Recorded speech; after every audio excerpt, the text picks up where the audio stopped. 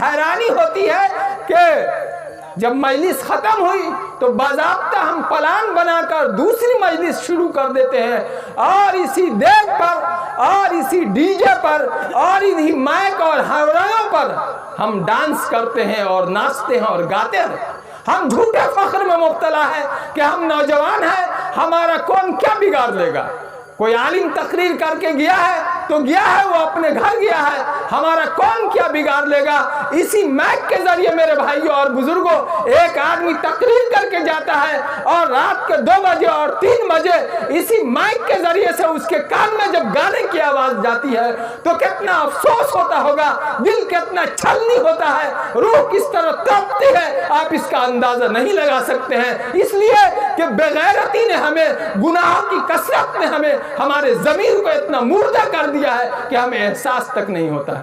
بسم اللہ الرحمن الرحیم، الحمدللہ رب العالمین، والصلاة والسلام علی سید المرسلین وعلی آلہ واصحابہ اجمعین، اما بعد۔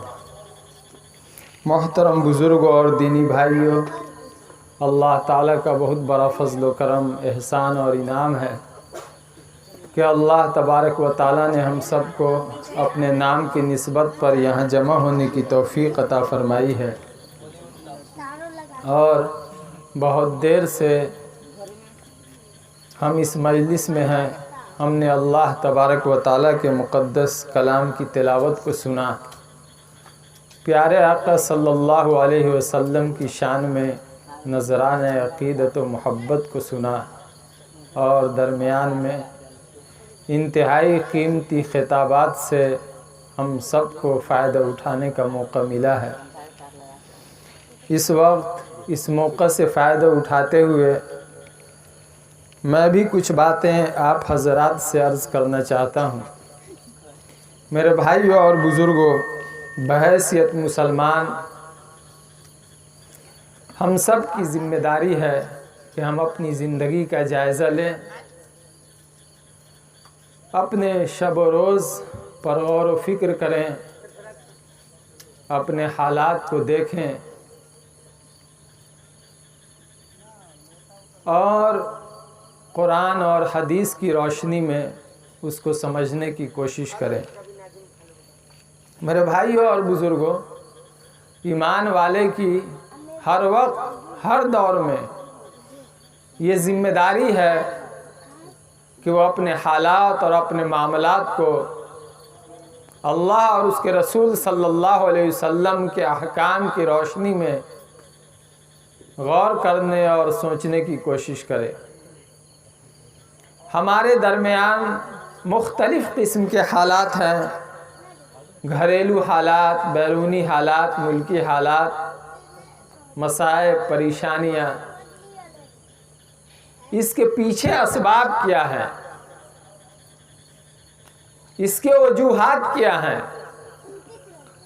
ہم جب گہرائی کے ساتھ اور سچائی کے ساتھ جائزہ لیتے ہیں، ایمان کی روشنی میں جب اس کا جائزہ لیتے ہیں،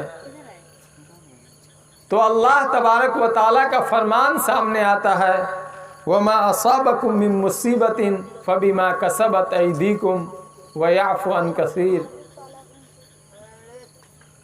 کہ تمہیں جو مصیبتیں پہنچتی ہیں اور تم جن پریشانیوں سے دوچار ہوتے ہو، تو اس کی وجہ تمہارے اعمال ہیں، تمہارے کرتوت ہیں۔ تمہارے اعمال مختلف شکل میں تمہارے سامنے میں آتے ہیں۔ اچھے اعمال کے نتیجے اچھائیوں کی شکل میں سامنے میں آتے ہیں، اور برے اعمال کے نتیجے پریشانیوں، مصیبتوں اور آفتوں اور بلاؤں کے شکل میں آتے ہیں۔ اچھے اعمال کو بھی ہم جانتے ہیں، اور برے اعمال کے بارے میں بھی ہم سنتے رہتے ہیں۔ بحیثیت مسلمان ہمیں اس بات پر مضبوطی کے ساتھ یقین رکھنا چاہیے کہ اللہ اور اس کے رسول صلی اللہ علیہ وسلم کی اطاعت اور فرما برداری میں ہی کامیابی ہے، دنیا کی بھی کامیابی اور آخرت کی بھی کامیابی۔ اور اس بات پر بھی دل سے یقین رکھنا چاہیے کہ اللہ اور اس کے رسول صلی اللہ علیہ وسلم کی نافرمانی میں دنیا میں بھی ذلت ہے اور آخرت کے اندر بھی ذلت ہے۔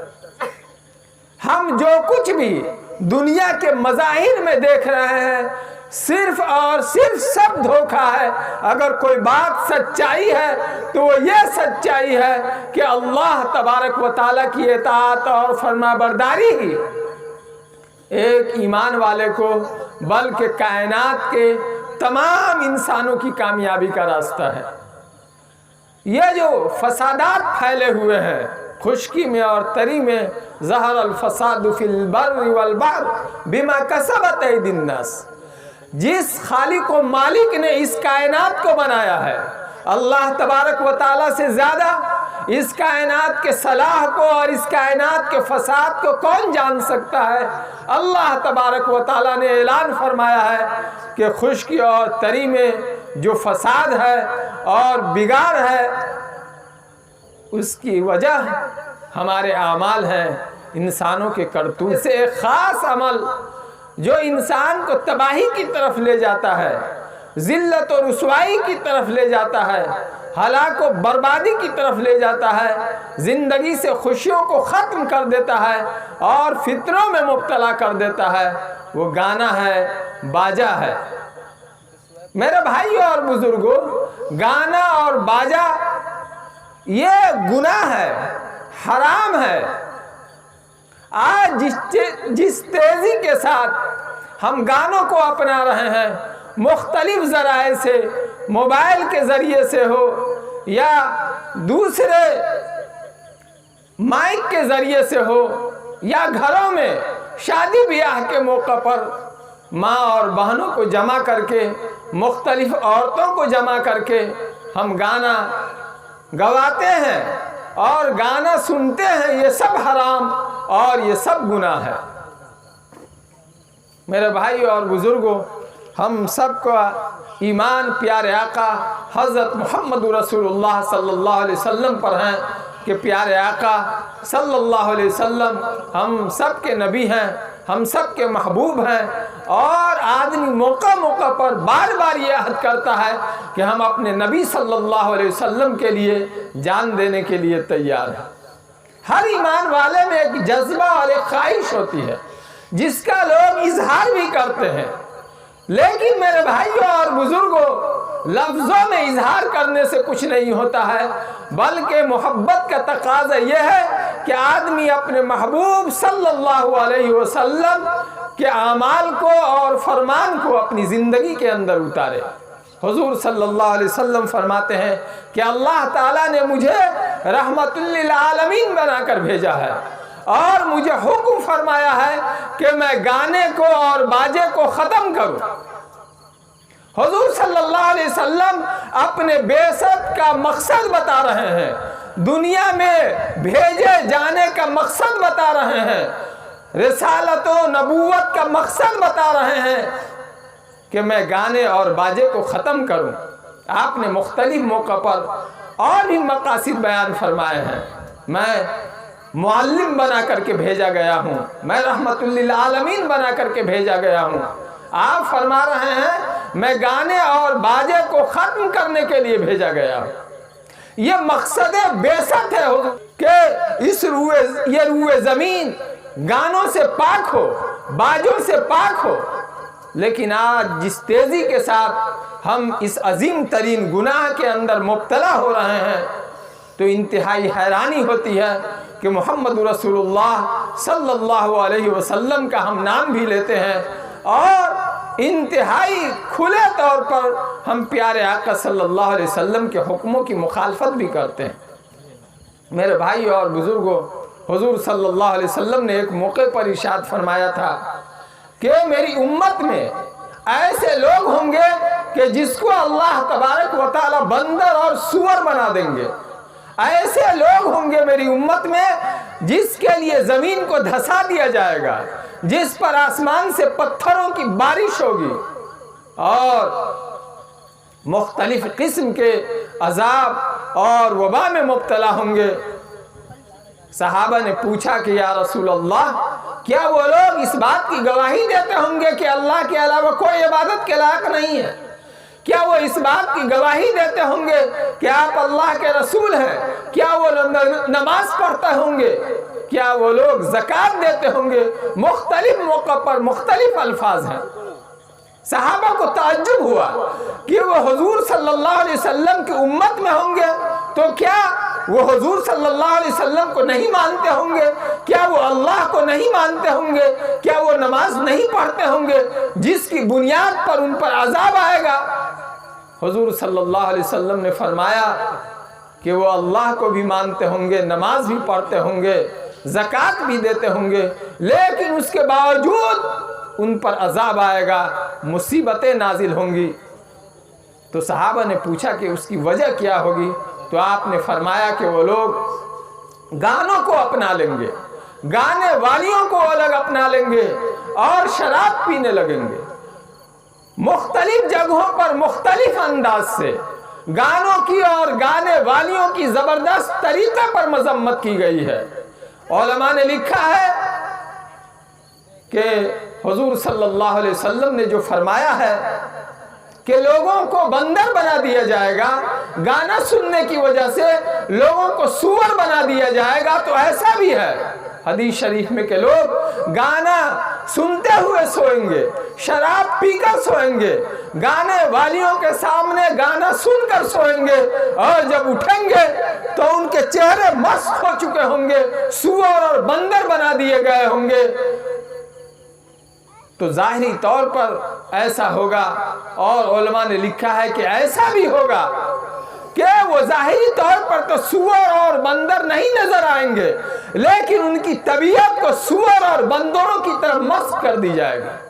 سور میں جو بے حیائی ہوتی ہے وہ بے حیائی انسان کے اندر آ جائے گی، اور وہ بے حیائی کا کام کرتے ہوئے، بے شرمی کا کام کرتے ہوئے، لڑکیوں کی چھیڑخانی کرتے ہوئے سڑکوں پر، بازاروں میں، روڈ پر اس کو شرم محسوس نہیں ہوگی۔ جس طرح سور اپنے نر سور مادہ سور کے ساتھ کسی چوک چوراہے روڈ پر جہاں موقع مل جائے اس کے ساتھ وہ ملنے کی کوشش کرتا ہے، اسی طریقے سے انسان کی بھی حالت ہو جائے گی۔ گانا اتنا انسان کو گرا دے گا، اور بندروں والی شرارت انسان کی طبیعت میں آ جائے گی، شرارت سے انسان بھر جائے گا۔ ایسا بھی ہو سکتا ہے کہ ظاہری شکل و صورت بھی بدل جائے۔ اللہ ہم سب کی حفاظت فرمائے، توبہ کی توفیق عطا فرمائے۔ میرے بھائیو اور بزرگوں، میں کوئی کہانی نہیں سنا رہا ہوں، بلکہ پیارے آقا صلی اللہ علیہ وسلم کا سچا اور پکا فرمان سنا رہا ہوں۔ میرے بھائیو اور بزرگوں، طرح طرح کے واقعات روئے زمین پر ہو رہے ہیں۔ آپ نے فرمایا، ایک حدیث شریف میں ہے، جب میری امت کے لوگ 15 کام کرنے لگیں گے تو ان پر مصیبتوں کی بارش ہونے لگے گی۔ حل بہل بلا، ان 15 کاموں میں سے وَاتُّخِذَتِ الْقَيْنَاتُ وَالْمَعَازِفُ، کہ گانے والیوں کو اپنایا جائے گا اور گانوں کو اپنایا جائے گا، گانے باجے کے اسباب و وسائل کو لوگ اپنانے لگیں گے۔ حدیث شریف میں ہے کہ اس کی وجہ سے زلزلے آئیں گے، مصیبتوں کا پہاڑ ٹوٹے گا، اور حضور صلی اللہ علیہ وسلم نے سمجھایا ہے کہ مصیبتیں یکے بعد دیگر اس طرح آئیں گی جیسے تسبیح کا کوئی دانہ ہوتا ہے، کوئی تسبیح ہوتی ہے اور بیچ سے کہیں سے دھاگا ٹوٹ جائے تو دھاگا ٹوٹنے کی وجہ سے جس طرح تسبیح کے دانے مسلسل گرنے لگتے ہیں، ایک کے بعد دوسرا، دوسرے کے بعد تیسرا، تیسرے کے بعد چوتھا، اس طرح مسلسل سارے دانے گرنے لگتے ہیں۔ آپ نے فرمایا مصیبتیں اسی طرح نازل ہوں گی۔ ایک مصیبت سے آدمی نکلا نہیں کہ دوسری مصیبت میں آدمی پھنس جائے گا، ایک پریشانی سے نکلا نہیں کہ دوسری پریشانی میں آدمی پھنس جائے گا۔ میرے بھائیو اور بزرگوں، جس گانے کو ہم کھیل تماشا سمجھ رہے ہیں، اور افسوس کی بات ہے گانے کے شوقین لوگوں کا عجیب و غریب حال یہ ہے کہ رات کو جب وہ سوتے ہیں تو کان میں وہ لیڈ لگا لیتے ہیں، پن لگا لیتے ہیں کان کے اندر، اور موبائل میں اس کو لگا کر گانا لگا دیتے ہیں پڑے ہوئے بستر پر، اور اسی حال میں وہ سو جاتا ہے۔ میرے بھائیوں اور بزرگوں، حضور صلی اللہ علیہ وسلم نے تو سونے کے آداب بتائے ہیں کہ اللہ کے نام پر آدمی سوئے گا. اللہم بسمک اموت واحیا. آج ہمیں اللہ کا کیا نام اللہ کا کیا دھیان آئے گا کہ ہم اللہ کے نام پر سوئے، بلکہ ہم ارادہ بنا کر پلان بنا کر اپنے کانوں کے اندر باضابطہ گانے کو پن کے ذریعے سے گھسا کر ہم گانوں کے نام پر سو رہے ہیں، گانوں پہ ہم سو رہے ہیں. نبی اکرم صلی اللہ علیہ وسلم نے مختلف انداز سے گانے کی خرابی کو اور گانے کی برائی کو بیان فرمایا. اچھا، شادی بیاہ کے موقع پر تو اور حیرانی ہوتی ہے. شادی مکمل عبادت ہے. اللہ تعالیٰ نے قرآن میں شادی کا حکم فرمایا ہے. جس طرح اللہ تبارک و تعالیٰ نے قرآن مقدس میں نماز کے لیے فرمایا اقیم الصلاۃ، اور اس سے پہلے ایمان کے لیے آمنو فرمایا ہے، اور زکوٰۃ کے لیے اللہ تبارک و تعالیٰ نے واتو زکوٰۃ فرمایا ہے. اللہ تبارک و تعالیٰ نے روزہ کے لیے کتب علیکم الصیام فرمایا ہے، حج کے لیے واتم الحج فرمایا ہے، قربانی کے لیے ونحر فرمایا ہے. اسی طریقے سے اللہ تبارک و تعالیٰ نے نکاح کے لیے فنکحو کے ذریعے نکاح کا حکم فرمایا ہے. اور جس طریقے سے آقا صلی اللہ علیہ وسلم نے ایمان کو عملی شکل میں پیش کیا ہے، نماز کو عملی شکل میں پیش کیا ہے، زکوٰۃ کو عملی شکل میں پیش کیا ہے، حج کو عملی شکل میں پیش کیا ہے، اور قربانی کو عملی شکل میں پیش کیا ہے، اسی طریقے سے نبی اکرم صلی اللہ علیہ وسلم نے نکاح کا جو اللہ کا حکم تھا اس کو بھی بطور نمونہ عملی شکل میں پیش کیا ہے کہ امت حیرانی اور پریشانی میں مبتلا نہیں ہو، بلکہ وہ دیکھ لے کہ اس کے نبی نے صلی اللہ علیہ وسلم کس طرح نکاح کیا ہے. نبی صلی اللہ علیہ وسلم کے نکاح کو دیکھ کر امت نکاح کرے.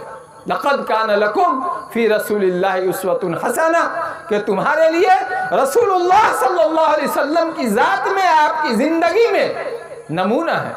ہمیں دیکھنا چاہیے اس موقع پر بھی کہ حضور صلی اللہ علیہ وسلم نے کس طرح نکاح کیا تھا. شادی مکمل عبادت ہے، اور عبادت کو اتنے حرام اور گناہ کے ساتھ کس طرح جوڑا جاتا ہے. ہمیں اپنے عقلوں پر حیرانی ہوتی ہے، ہمیں اپنے سمجھ پر حیرانی ہوتی ہے کہ ہم کس طرح سے اس طرح کا کام کرتے ہیں. میرے بھائی اور بزرگوں، حضور صلی اللہ علیہ وسلم نے ایک موقع پر ارشاد فرمایا ہے لعنت ہو گانے والیوں پر اور اس پر جس کے لیے گایا جائے. آپ ذرا توجہ سے سنیے گا میرے بھائی اور بزرگوں. ایمان والے کو اس بات کا یقین ہے کہ پہاڑ اپنی صلابت کھو سکتا ہے، زمین یہاں سے وہاں سے کھسک سکتی ہے، اور آسمان روئی کے گالوں کی طرح اڑ سکتا ہے، سورج کی روشنی ختم اور چاند کی چاندنی میں فرق آ سکتا ہے، لیکن پیارے آقا صلی اللہ علیہ وسلم کے فرمان میں رائی کے دانے کے برابر بھی قیامت تک فرق نہیں آ سکتا ہے. حضور صلی اللہ علیہ وسلم فرما رہے ہیں لعنت ہو گانے والیوں پر اور اس پر جس کے لیے گایا جاتا ہے. جو گانا گاتی ہیں عورتیں خوش ہیں، ان کو کوئی بات سمجھ میں نہیں آتی ہے، پاگل پن سوار ہے، خود اپنے گھروں میں گھر کی عورتیں خود بھی گاتی ہیں، اڑوس پڑوس سے بلا بلا کر گانا گواتی ہے، اور اگر کوئی عذر پیش کرے، معذرت پیش کرے تو اس کے شادی میں نہیں شریک ہونے کی دھمکی دی جاتی ہے. اچھا، ہم لوگ اتنا کمزور ہے کہ اس دھمکی کو بھی قبول کر لیتے ہیں کہ نہیں جائیں گے گانے کے لیے تو وہ بھی ہمارے گھر نہیں آئیں گے. اللہ کے بندے، گانا گناہ کا کام ہے، آپ اس کے یہاں گناہ کے لیے نہیں جا رہے ہیں، وہ آپ کے لیے گناہ کے لیے نہیں آئے گی، تو یہ تو بہت بڑی بات ہے. جو گاتی ہے اس پر لعنت، اور دوسری لعنت کس کے لیے؟ جس کے لیے گایا جاتا ہے. شادی میں دلہا کے لیے گایا جاتا ہے یا دلہن کے لیے گایا جاتا ہے. ہر ماں باپ کی تمنا ہوتی ہے، خواہش ہوتی ہے، دل کے اندر یہ جذبات، یہ آرزویں چھپے ہوئے ہوتی ہے کہ میرے لڑکا کو اللہ اچھی زندگی عطا فرمائے، میرے لڑکی کو اللہ اچھی زندگی عطا فرمائے. لیکن ہمارا عمل اس کے بالکل برخلاف ہے. ہم لڑکا کے لیے گاتے ہیں، اس کا مطلب یہ ہے، لعنت کا مطلب ہم اس کو اردو میں تعبیر نہیں کر سکتے. لعنت کا مطلب زندگی کے اندر پریشانی، خوشیوں سے محرومی، ہر طرح کی بدحالی کو ہم لعنت سے تعبیر کر سکتے ہیں. ایک طرف ہم یہ تمنا کرتے ہیں کہ ہمارا بیٹا خوب سے خوب اچھی زندگی گزارے، دوسری طرف ہم کام ایسا کرتے ہیں کہ جس کی وجہ سے ہمارا بیٹا لعنت میں گرفتار ہو، ہماری بیٹی لعنت میں گرفتار ہو۔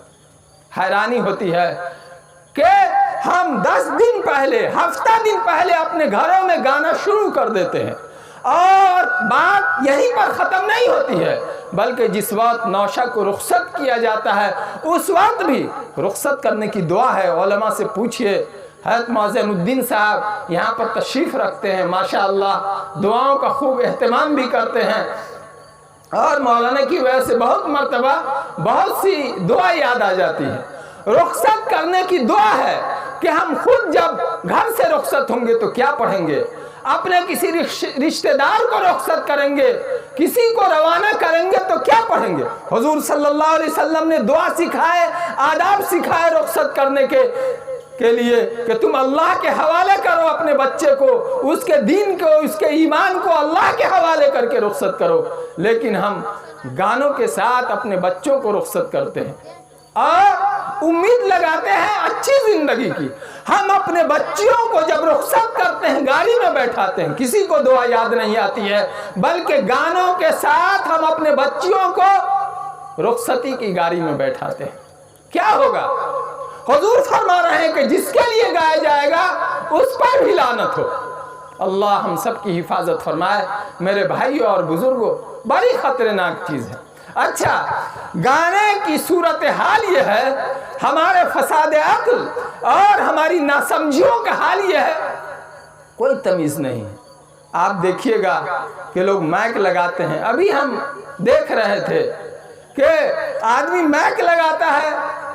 اچھا، یہ تو رہنے دیجئے، خود آدمی کوئی اپنے موبائل میں سنتا ہے تو کبھی اگر آپ دھیان دے دیجئے گا، غور کر لیجئے گا، بہت مرتبہ لوگ شادی بیاہ کے موقع پر بھی موبائل میں مائک وغیرہ میں اپنے موبائل کے میموری کے ذریعے سے کچھ نہ کچھ پروگرام سنتے ہیں، تو ہم لوگ دیکھتے ہیں کہ ایک آدمی ابھی قاری سدیس صاحب کی، حذیفی صاحب کی بہترین تلاوت لگائے ہوتا ہے، اسی کے فوراً بعد کسی بہترین شاعر کا بہترین نظم، بہترین نعت لگا دیتا ہے۔ حضور صلی اللہ علیہ وسلم کی شان میں زبردست گلدستے پیش کیے جا رہے ہیں، ثنا خوانی ہو رہی ہے ایک طرف، کبھی اللہ تعالیٰ کی، کبھی حضور صلی اللہ علیہ وسلم کی نعت خوانی ہو رہی ہے، اور لگے ہاتھ کسی فلم کے ہیرو کا آدمی گانا لگا دیتا ہے، کوئی گندا گانا اسی کے پیٹھ پر لگا دیتا ہے، کبھی آدمی تلاوت سنتا ہے، اس کے بعد گانا سنتا ہے، اور اس کے بعد پھر نعت آدمی سنتا ہے،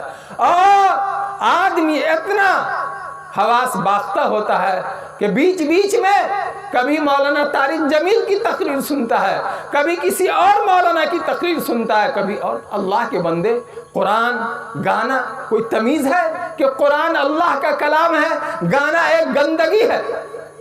میرے بھائیوں اور بزرگوں، نعت کے ذریعے حضور صلی اللہ علیہ وسلم کی شان اور آپ کی تعریف و توصیف بیان کی جاتی ہے، اور گانوں کے ذریعے سے میرے بھائیوں اور بزرگوں ننگا پن کو اور گندگیوں کو پھیلایا جاتا ہے۔ حضور صلی اللہ علیہ وسلم نے ارشاد فرمایا کہ گانے کے ذریعے سے نفاق پیدا ہوتا ہے دل کے اندر۔ نفاق انتہائی خطرناک چیز ہے۔ قرآن مقدس میں جس چیز کی سب سے زیادہ مذمت کی گئی ہے اور خطرناکی بیان کی گئی ہے وہ نفاق ہے۔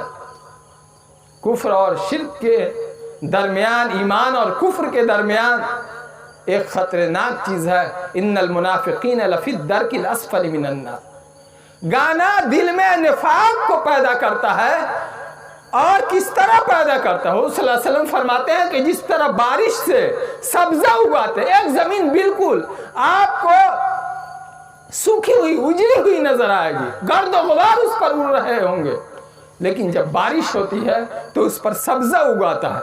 فرمایا جس طرح بارش سے سوکھی زمین پر، ویران زمین پر سبزہ اگاتے ہیں، اسی طریقے سے گانے سے دل میں نفاق پیدا ہوتا ہے۔ کتنی خطرناک چیز ہے میرے بھائیوں اور بزرگوں۔ نبی اکرم صلی اللہ علیہ وسلم نے جہاں گانے کی مختلف انداز سے مذمت فرمائی ہے، وہیں قرآن مقدس میں بھی اس کا زبردست عذاب بیان کیا گیا ہے۔ اللہ تبارک و تعالیٰ کا ارشاد ہے وَمِنَ النَّاسِ مَن يَشْتَرِي لَهْوَ الْحَدِيثِ لِيُضِلَّ عَن سَبِيلِ اللَّهِ بِغَيْرِ عِلْمٍ وَيَتَّخِذَهَا هُزُوًا أُولَٰئِكَ لَهُمْ عَذَابٌ مُّهِينٌ۔ اللہ تبارک و تعالیٰ ارشاد فرماتے ہیں کہ جو لوگ گانے اور باجے کو اپنانے والے ہیں، جو لوگ لہو الحدیث کو اپنانے والے ہیں، باتوں کے کھیل کو اپنانے والے ہیں، اور علماء نے لہو الحدیث سے مراد گانا بیان کیا۔ حضرت عبداللہ ابن عباس، حضرت جابر رضی اللہ تبارک و تعالی عنہ، حضرت عبداللہ ابن مسعود رضی اللہ تبارک و تعالی عنہ، یہ اکابرین بزرگان دین اور اس کے علاوہ بڑے بڑے علماء نے لہو الحدیث سے گانا مراد لیا، الغنا و اشباہہ، کہ گانا اور گانے سے جو ملتی جلتی چیزیں ہیں اس کو مراد لیا ہے۔ تو جو لوگ لہو الحدیث کو اپنانے والے ہیں، اللہ فرماتے ہیں ان کے لیے ذلت ناک عذاب ہے۔ بتائیے کوئی معمولی چیز ہے؟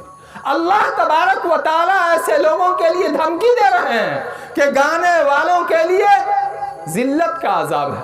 ہم کھوئے ہوئے ہیں، ہم اپنے ایمان و یقین کی کمزوریوں کی وجہ سے شک و شبہ میں مبتلا ہے۔ ایک جگہ میرے بھائی اور بزرگوں، گانوں کے ذریعے سے کس طرح بے حیائی، اچھا کبھی کبھی غور کرنا چاہیے۔ اللہ تبارک و تعالیٰ قرآن مقدس کے اندر ایمان والوں کے مقام کو بیان کرتے ہیں، امتاً وسطا فرماتے ہیں، اور اللہ تبارک و تعالیٰ نے فرمایا کنتم خیر امت، تم بہترین امت ہو۔ اور قرآن مقدس میں اللہ تبارک و تعالیٰ نے یہ بھی فرمایا لقد خلقنا الانسان فی احسن تقویم، کہ ہم نے انسان کو بہترین سانچے میں بنایا۔ انسان ہونا ہی بہت بڑی بات ہے۔ حضرت آدم علیہ السلام پہلے انسان ہے اور وہ اللہ کے پیغمبر ہے، اللہ کے فرمانبردار ہے۔ تو بحیثیت انسانی ذمہ داری ہے کہ وہ اللہ کی بندگی اختیار کرے۔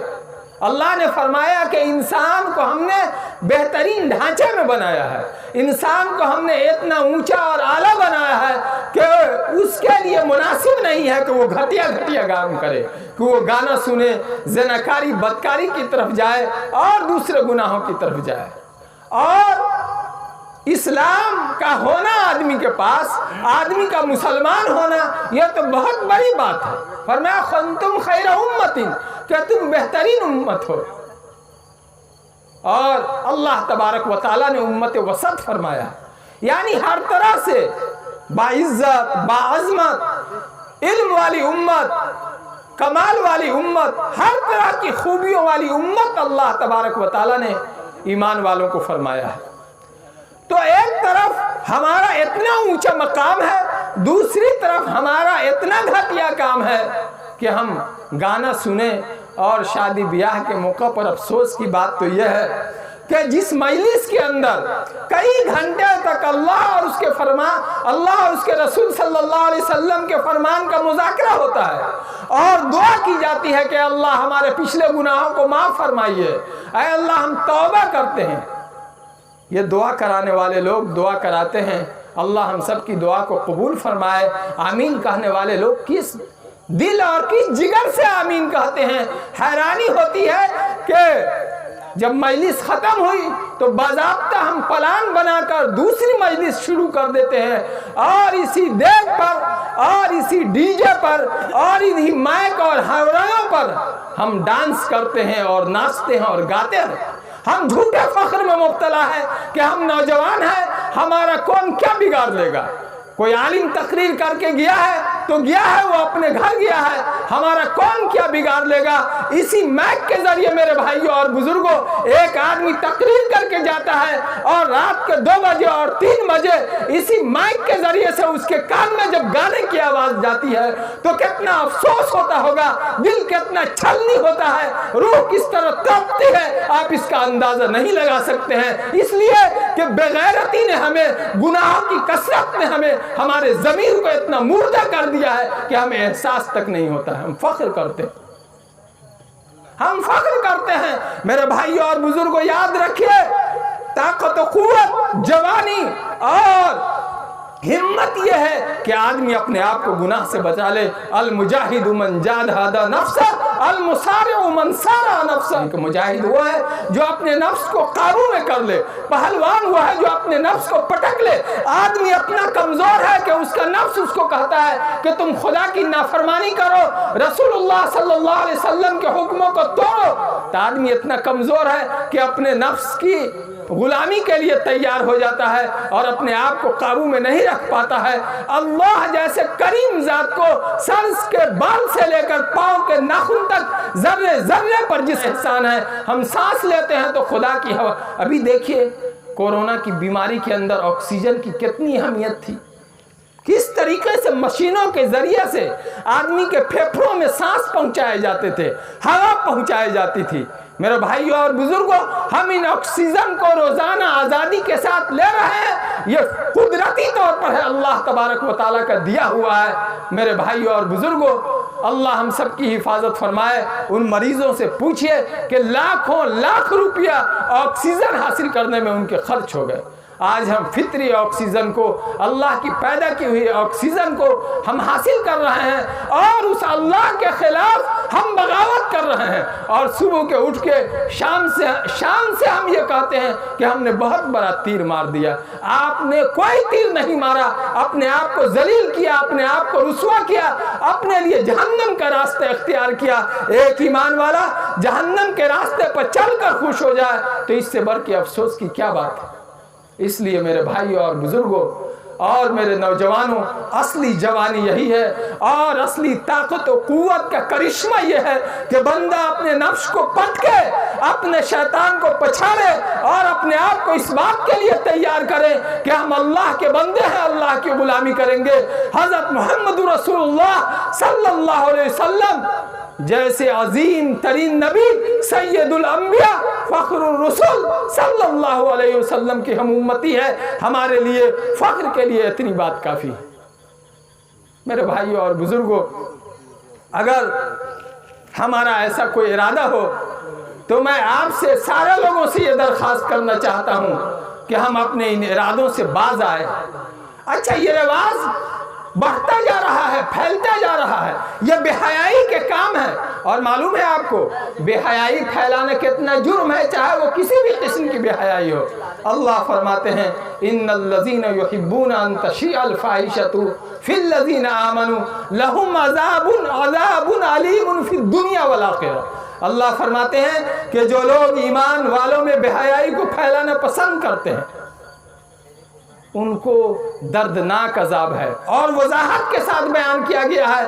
حفاظ کرام علماء سے پوچھئے فی الدنیا والآخرہ، اس کو دردناک عذاب دنیا میں بھی دیا جائے گا اور آخرت کے اندر بھی دیا جائے گا۔ بے حیائی پھیلانے کا عذاب آخرت میں تو ہے ہی، دنیا میں بھی آدمی عذاب کے اندر مبتلا ہوگا۔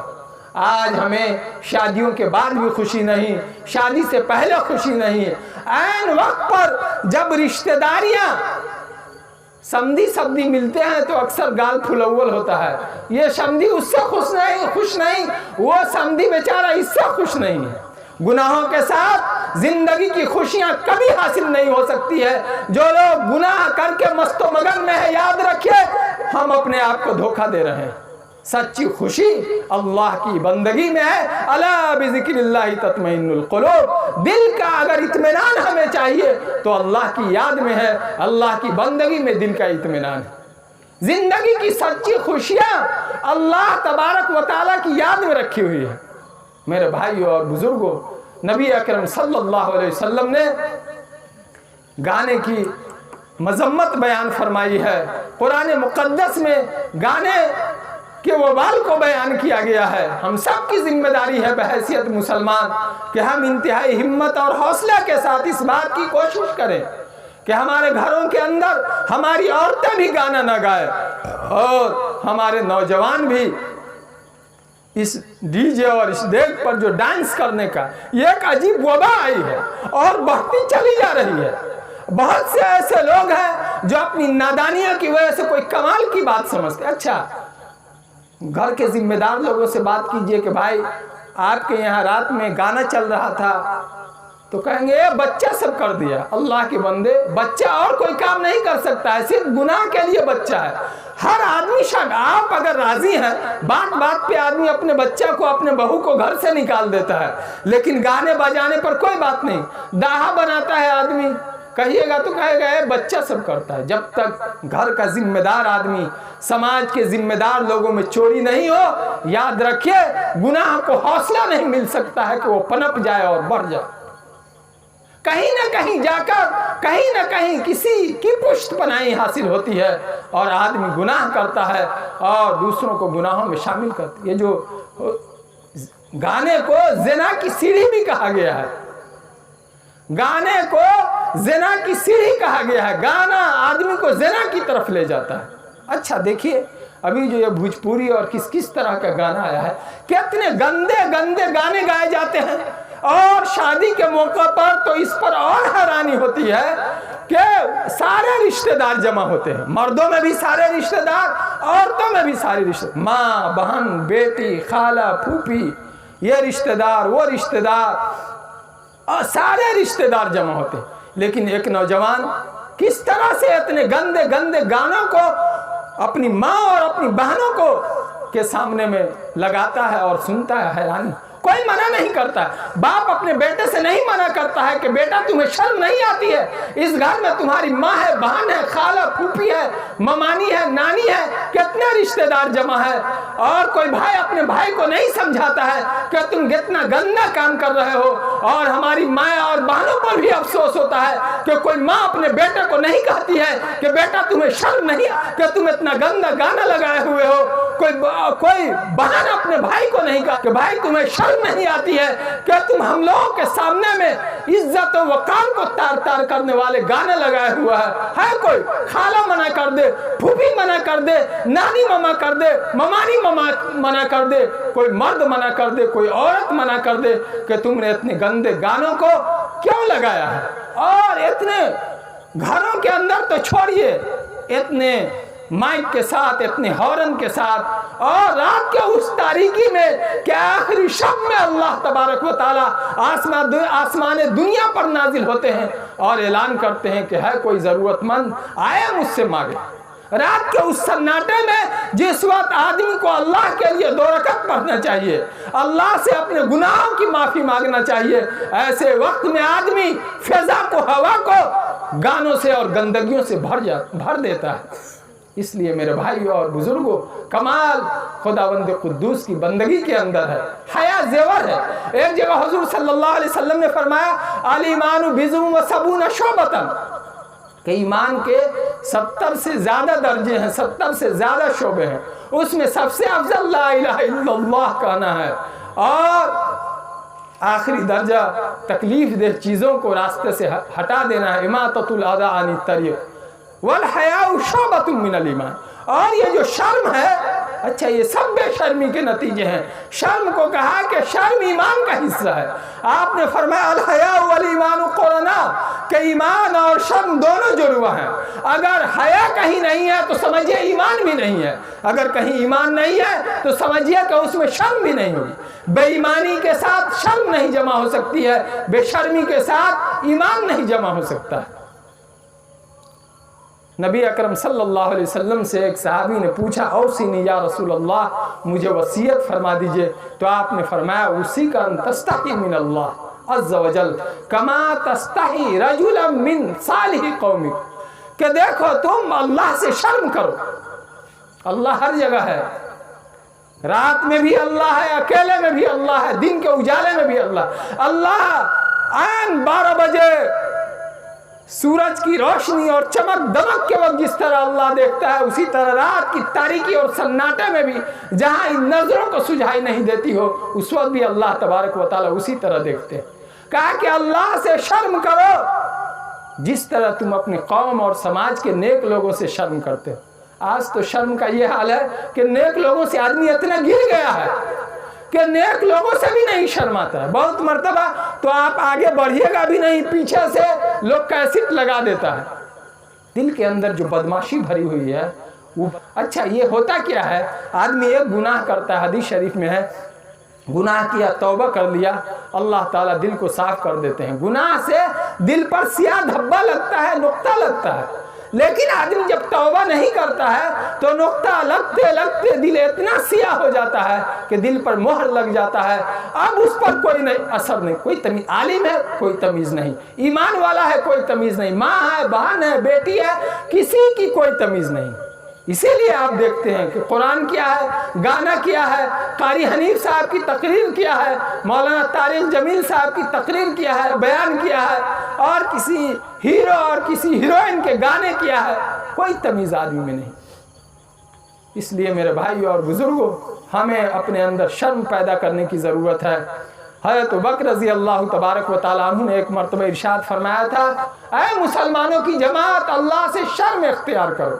حضرت عمر رضی اللہ تبارک و تعالیٰ عنہ ارشاد فرماتے ہیں کہ جس میں شرم کم ہوگا اس میں تقوی بھی کم ہوگا، اور جس میں تقوی کم ہوگا اس کا دل مردہ ہوگا۔ حضرت عمر ابن عبدالعزیز رحمۃ اللہ علیہ کے سامنے میں جب شرم کا تذکرہ چل گیا تو آپ نے فرمایا کہ یہ پورا دین ہے، پورا دین ہے، شرم کوئی معمولی چیز نہیں ہے، بلکہ شرم مکمل دین ہے، پورا دین ہے۔ اور اضافہ تک الحیا ففل ماشید، کہ جب شرم آدمی میں نہیں تو بے شرم آدمی کچھ بھی کرتا ہے اور کچھ بھی کرنے کے لیے تیار ہوتا ہے۔ اس لیے آج ضرورت اس بات کی ہے کہ ہم اپنے اندر شرم پیدا کریں، ایمان پیدا کریں، اپنے شادیوں کو، اپنی زندگیوں کو گانوں سے پاک کریں، بے حیا کاموں سے پاک کریں۔ اور آج میں آپ لوگوں سے اس بات کی بھی دعوت دینا چاہتا ہوں کہ اگر جس طرح بعض موقع پر میں نے دیکھا ہے کہ میلاد کے بعد، دینی پروگرام کے بعد لوگ گانوں کو اہتمام سے انجام دیتے ہیں، اچھا صبح میں دیکھیے گا تو بیچارہ کچھ بوڑھا آدمی گھر کا ذمہ دار پریشان نظر آتا ہے، دیکھ وہی لا رہا ہے، مسئلہ وہی لا رہا ہے باورچی کے پاس، یہ جو نوجوان سب رات بھر کودے اور پھاندے ہوا رہتا ہے، آدمی سے سویا ہوا آپ کو نظر آئے۔ دوسرے لوگ پریشان ہیں، عورتیں سویرے سے اٹھ کے پیاز چھیل رہی ہے، یہ بیچارہ رات بھر ڈانس کر کے بستر پر پڑا ہوا ہے، یہ کسی کام کا بھی نہیں رہتا ہے، شروع سے گھومتا پھرتا انتظار میں ہوتا ہے کہ کب دعا ختم ہو، اور اس کے بعد یہ اپنے شیطانی عمل کو انجام دینے کے لیے تیار کھڑا رہتا ہے۔ پھر جب صبح کے وقت کام کی باری آتی ہے، اس کے گھر شادی میں مہمان آنے والے ہیں، اب ضرورت ہے عمل پر کھڑا ہونے کے لیے، تو اس وقت بھی ادھر اونگھایا، ادھر لاچار، ادھر مجبور لڑکھڑاتا ہوا آپ کو نظر آئے۔ اس لیے یہ کوئی معمولی چیز نہیں ہے، گانے کو ہماری عورتوں کو بھی سمجھنا چاہیے کہ یہ انتہائی خطرناک چیز ہے، ہمارے مردوں کو بھی سمجھنا چاہیے کہ یہ انتہائی خطرناک چیز ہے۔ اللہ تبارک و تعالی ہم کو اور آپ کو، پوری امت مسلمہ کو گانا جیسی وبا سے ہم سب کی حفاظت فرمائے۔ میرے بھائی اور بزرگوں، بچنا کیوں ہے گانوں سے؟ آخر میں ایک بات کہہ کے میں اپنی بات مکمل کرتا ہوں، اس بات کو اچھی طرح سمجھیے، ایمان کا ایک حصہ آخرت کا انجام ہے۔ ایمان والے کو اس بات پر یقین ہے کہ ہمارے نیک عمل کا بدلہ اچھا بدلہ، ان الابرار لفی نعیم و ان الفجار لفی جحیم، نیک لوگوں کا کل قیامت کے دن اچھا ٹھکانہ ہوگا اور برے لوگوں کا برا انجام ہوگا، بلکہ یہ انجام قبر سے شروع ہو جاتا ہے۔ حضور نے فرمایا القبر روضۃ من ریاض الجنہ اور حفرۃ من حفر النیران، کہ قبر جنت کے باغوں میں سے ایک باغ ہے یا جہنم کے گڑھوں میں سے ایک گڑھا ہے۔ آدمی گناہوں سے بچتا ہے کسی عالم کے دکھانے کے لیے نہیں، کسی کے ڈر سے نہیں، بلکہ اپنی آخرت کے فکر میں، اللہ کی رضا کے لیے اور اللہ کی ناراضگی سے بچنے کے لیے کرتا ہے، اپنے قبر کو اچھا بنانے کے لیے، اپنے حشر میں عمدہ انجام کے لیے، کل قیامت کے دن اللہ کی رضا اور جنت پانے کے لیے آدمی گناہوں سے بچتا ہے۔ کوئی انسلٹی ہماری نہیں ہو جائے گی ہم گانا چھوڑ دیں گے تو، ہماری ناک نیچے نہیں ہو جائے گی، بلکہ نیکیوں میں انسان کی ناک اونچی ہوتی ہے۔ اس بات کو اچھی طرح سمجھیے کہ نیکیوں سے انسان کی ناک اونچی ہوتی ہے، ناک نیچے نہیں ہوتی ہے۔ ہم نے جھوٹا فخر یہ سمجھا ہے، یہ جھوٹی شان ہے کہ گناہوں میں عزت رکھی ہوئی ہے۔ اللہ تبارک و تعالیٰ نے قرآن مقدس میں ارشاد فرمایا ہے وَأَنْتُمُ الْأَعْلَوْنَ إِن كُنتُم مُؤْمِنِينَ، بلندی اور سربلندی، عزت و وقار اور افتخار ایمان کے اندر رکھا ہوا ہے۔ اگر کوئی آدمی گناہوں میں عزت سمجھتا ہے تو اس سے بڑھ کے دھوکہ میں کوئی مبتلا نہیں ہے۔ اللہ تبارک و تعالی ہم کو اور آپ کو سب کو دین کی سمجھ عطا فرمائے، اور گانا جیسی حرام چیز سے، قبیح چیز سے، گندی چیز سے، زنا کی طرف لے جانے والی چیز سے، بے حیائی کی طرف لے جانے والی چیز سے ہم سب کی اللہ تبارک و تعالی حفاظت فرمائے۔ وآخر دعوانا ان الحمد للہ رب العالمین۔